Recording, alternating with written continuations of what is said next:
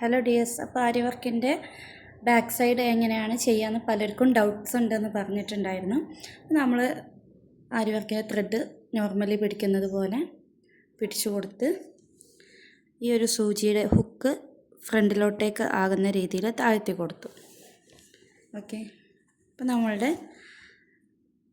ഹൂപ്പിൻ്റെ പിൻവശമാണ് ഇത്.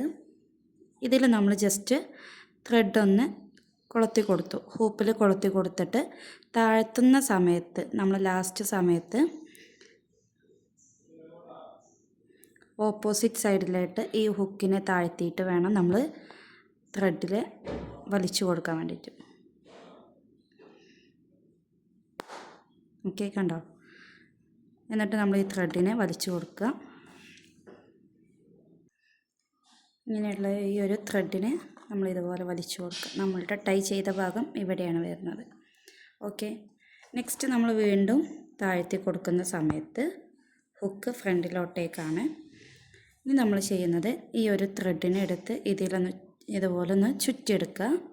ഓപ്പോസിറ്റ് സൈഡിലോട്ടേക്ക് ഹുക്കിനെ പിടിച്ചു കൊടുത്തിട്ട് ബാക്ക് വശത്തേക്ക് ഫ്രണ്ടിലോട്ടേക്ക് വലിക്കുക. കണ്ടോ?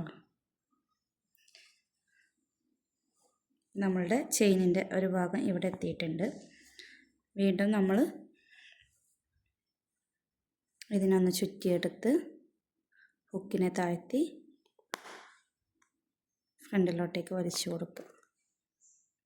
ഓക്കെ.